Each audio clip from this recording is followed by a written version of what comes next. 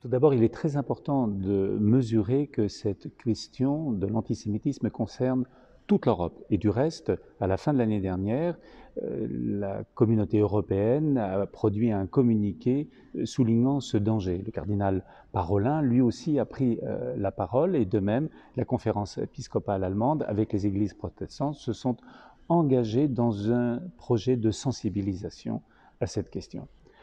En France, force est de constater que depuis 20 ans, il y a une réelle résurgence de l'antisémitisme.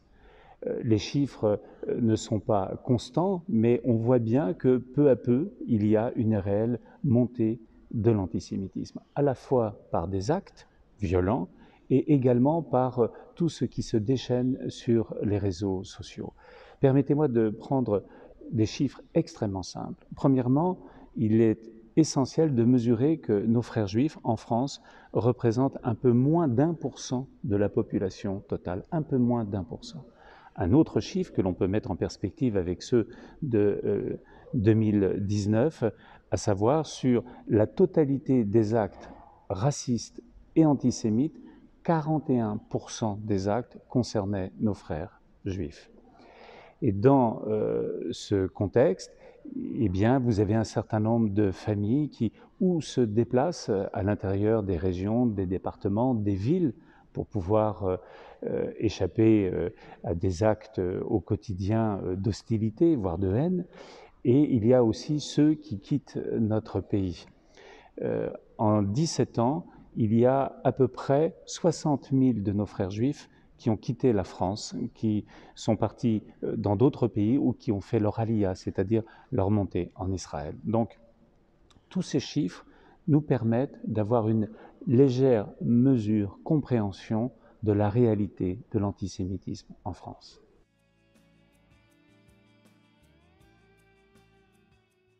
Bien entendu, tout d'abord, notre engagement est un engagement de citoyen. Il est essentiel de faire en sorte que l'antisémitisme ne concerne pas les seuls juifs.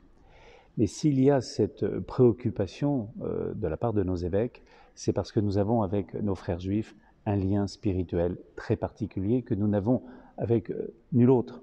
En effet, les juifs, pour reprendre les expressions de Saint Jean-Paul II et de Benoît XVI, sont nos frères aînés, bien-aimés, ils sont nos pères dans la foi. Voilà. Et nous avons des racines juives. Il suffit d'ailleurs de penser à Jésus.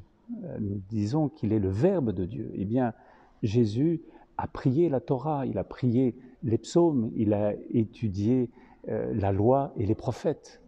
Et nous-mêmes, lorsque nous prions, lorsque nous célébrons, nous nous souvenons des mots de Saint Paul lorsque magnifiquement il disait que les dons et l'appel de Dieu sont irrévocables, ce qui veut dire que cette promesse perdure à travers le temps et que nos frères juifs ont toujours quelque chose à nous dire de la parole de Dieu. Dieu n'est pas revenu sur sa parole, Dieu n'est pas revenu sur son alliance.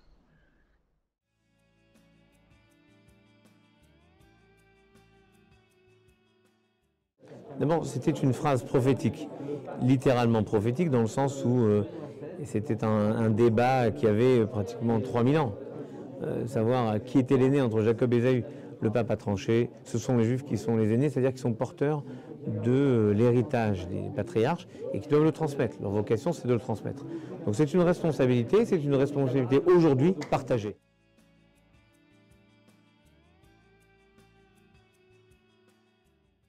Je crois qu'il y a beaucoup de choses qui se font dans les diocèses avec beaucoup d'efforts. Par exemple, annoncer la fête des uns des autres, dire c'est Rosh Hashanah, c'est Kippour, c'est Pessah. Et c'est formidable parce que brusquement, les catholiques, en sortant, peuvent croiser un de leurs voisins juifs et lui dire bonne fête. Et ce sont des gestes qui, au quotidien, tissent une trame de confiance et de partage de temps. Finalement, c'est devenir des contemporains et partager le temps. Mais il y a d'autres initiatives qui sont prises un peu partout en France et je trouve que ça marche remarquablement bien. J'ai suggéré 2 petites pistes. d'abord de régler les histoires anciennes, savoir est-ce que les pharisiens, est-ce qu'on a besoin de les diaboliser pour réaffirmer la grandeur de Jésus? J'en suis pas certain, j'en doute même. Et puis j'ai dit d'utiliser les mots justes, comme par exemple dire Israël, quand on va dans un voyage en Israël, et pas forcément, on peut parler de Terre Sainte, mais sur la même phrase, dire 5 fois Terre Sainte et pas une seule fois Israël, ça pose question. Donc ce que j'ai dit, c'est appelons les choses comme elles sont, et c'est formidable.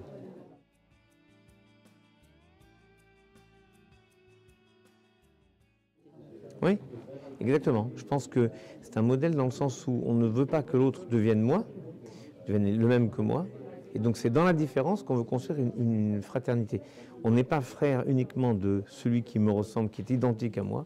On est frère justement par celui qui est loin. Et c'est ce que dit le prophète Isaïe. Shalom, shalom, la rachok velakarov, paix. Oui, paix pour le lointain et pour le proche. C'est le lointain d'abord qu'on va chercher.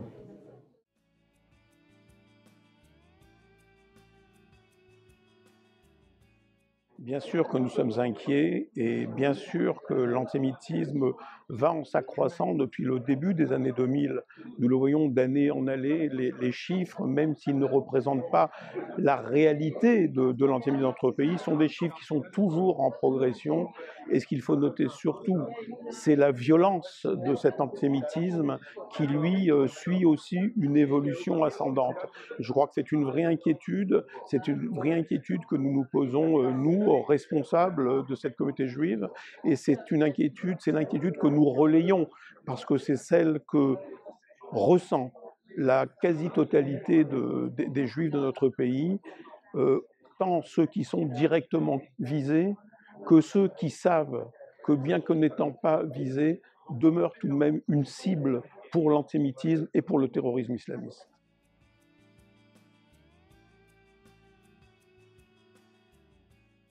Écoutez, il y a des moyens qui sont pour lutter de façon immédiate, et ça, malheureusement, il n'y a que la justice. Il n'y a que la justice, la mise en place de réelles sanctions pour sanctionner et pour arriver à cette tolérance zéro de l'antisémitisme.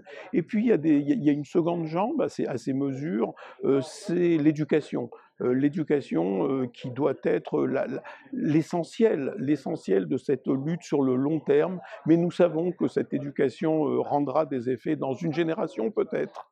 Alors je crois qu'aujourd'hui, ce que nous attendons, c'est d'abord un sursaut, et cette manifestation d'aujourd'hui, cette déclaration, cet appel aux catholiques est un appel que je ressens comme le début du sursaut, et c'est à ce sursaut national, bien évidemment, qu'il faut aboutir, parce que je crois qu'il faut qu'il y ait une prise de conscience, et il faut que le mur de l'indifférence soit brisé une bonne fois pour toutes.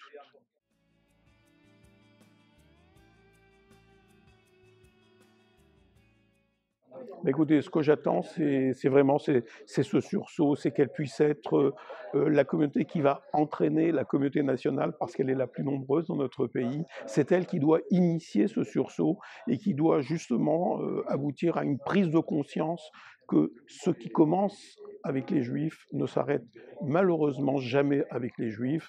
Et je crois que c'est notre société dans sa globalité aujourd'hui qui est menacée par la haine. Ça a commencé par les Juifs, ça se poursuit maintenant. Nous avons vu les actes antichrétiens se multiplier également, les victimes chrétiennes aussi de la haine que j'ai évoquée dans mon intervention. Et je crois qu'il faut justement que ce sursaut vienne, et je crois que nous sommes au démarrage de ce sursaut. C'est un appel à la résistance, c'est un appel au sursaut, et je suis heureux qu'il vienne de la communauté catholique.